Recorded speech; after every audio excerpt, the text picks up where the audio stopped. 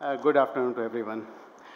I know I am intruding in your lunch time, but excuse me just for 10 minutes, although they have given me 15 to 20 minutes, but I will speak only less for 10 minutes just to give the message what I would like to give.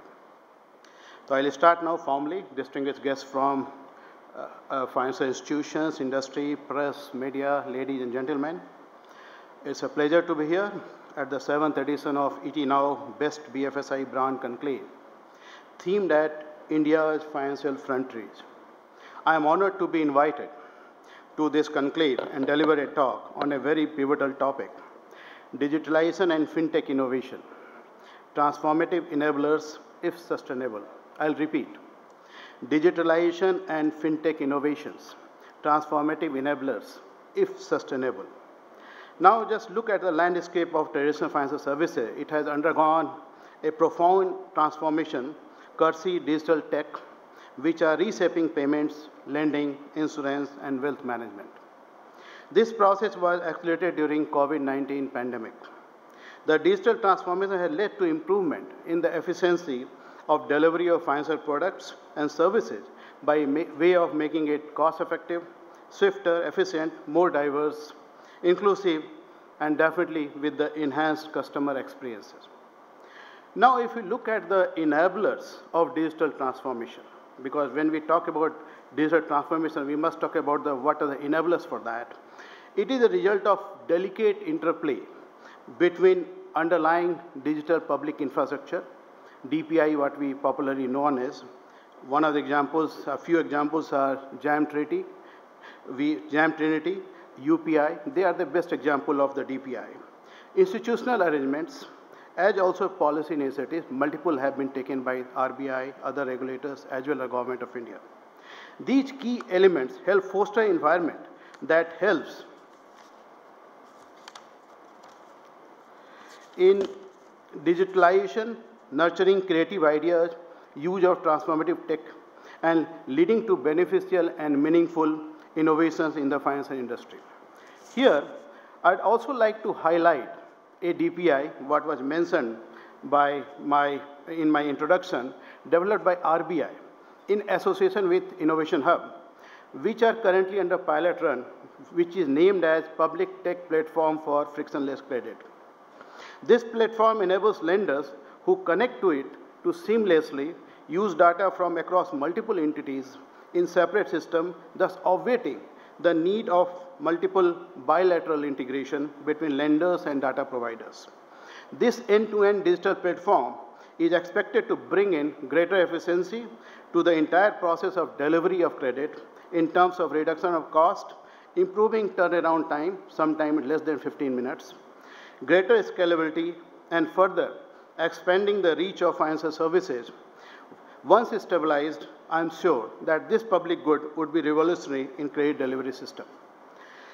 As regards the impact now, looking at of the digitalization and innovations relating to financial processes, transactions, and services, they have unleashed a wave of efficiency, accessibility, and convenience, which was previously unimaginable.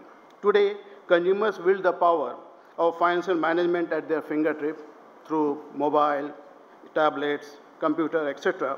From mobile banking apps to contactless payments, digitalization has democratized financial access, empowering individuals regardless of location, regardless of their socioeconomic status, regardless of from where they are participating in this financial system, to participate actively in the financial system and the economy of the country. Fintech innovation.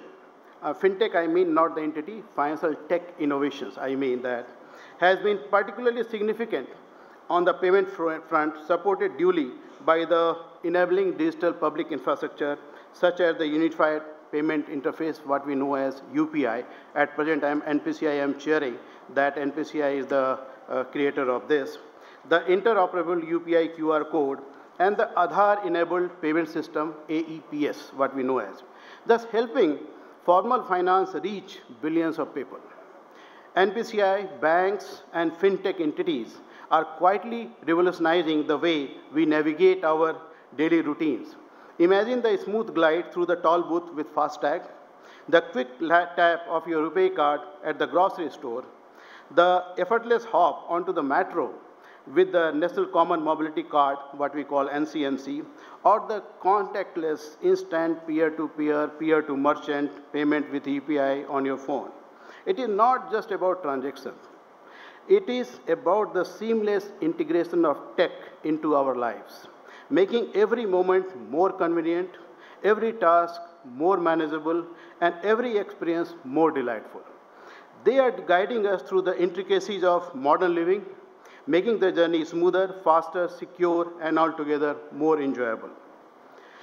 The rise of UPI stands as a testament to the transformative power of digitalization and fintech innovations. Launched in 2016, UPI has emerged, I will again repeat, it has emerged as one of the world's most advanced retail real-time payment systems, facilitating seamless peer-to-peer and peer-to-merchant transactions with unparalleled speed and convenience.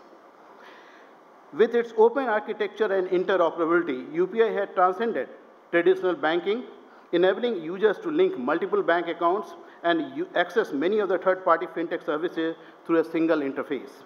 UPI today has over 350 million unique consumers and close to 50 million merchants enabled across the length and breadth of the country into the real payment time system. 550 plus member banks and 100 plus apps, including 22 third-party app providers, are part of the UPI ecosystem. In February 2024 itself, UPI processed transactions totaling 12.10 billion, around 1,210 crore, with a transaction value of 18 lakh crore INR. NPCI now looking beyond India, now looking at the cross-border collaboration and harmonizing to support development of the robust payment system wherever required, specifically the Global South. Ensure interoperability wherever is possible, and facilitate seamless global transactions in an interconnected world. Further, by providing a platform for aspiring India fintech to showcase their ideas and collaborate with industry stakeholders, NPCI is fueling the next wave of startup innovations that will shape the future of finance in India and beyond. Now, being once a central banker, always a central banker, so obviously few advisors will come from my side for the fintech entity, many of them are here. While the adoption of new technology and innovation hold promises to bring a lot of benefits, at the same time they have the potential for significant disruptions. It is essential that they should be applied and used in a responsible manner and ensure that associated risks are well understood and adequately mitigated. Now, in this context, if we look at the possible role of fintech innovations, possibly it should be to develop sustainable fintech ecosystem and contribute towards a sound financial world. Sustainability in any sphere is about balancing the wants of future against the needs of today. I'll repeat, sustainability in any sphere is about balancing the wants of future against the need of today. Sustainability of financial system in the sense is no different. There is thus a need to look closely at the ingredients of the required balance, the balance that can help the fintech sector in scaling the heights consistently and sustainably. Therefore, the challenge is to maximize the benefit of fintech while minimizing the potential risk to the financial system. Achieving a balance between policy objectives such as fostering innovation on the one hand and ensuring, on the other hand, risk relating to the consumer protection, market conduct, data privacy, cyber security, integrity of financial system, financial stability, as also issue of fair treatment and anti-discrimination in extension of credit by different models, specifically the emerging AI models, are well understood and adequately mitigated. Having highlighted the need for balance in the sustainable growth of fintech sector, I believe, be it life or in business, balance comes from focusing on the right things. Therefore, my prescription for the tech innovation in the financial sector would be to focus on two key elements. One is customer centricity and other is governance. In any scenario, customer centricity should always be central to any innovation. Being the more informed, it is pertinent that the responsibility of customer protection falls on the shoulders of the industry and the participants should ensure that all key information is disclosed in a clear and timely manner to customers. One also needs to ensure to avoid any losses to customer, especially by not meeting the suitability and appropriateness criteria, as also due to inadequate cybersecurity system. As regards the governance, the principle of good governance does not need any elaboration. We ought to inculcate the value of accountability, fairness, transparency, and independence in the processes and people within the organization. The organization culture itself should enforce appropriate norms and culture for responsible and ethical behavior. I'd like to repeat someone who has spoken day before, Mr. Amitabh Kant. Instead of concentrating only on growth and valuation, try to create value for your entity. That is a very profound quote, so I thought I'll mention here.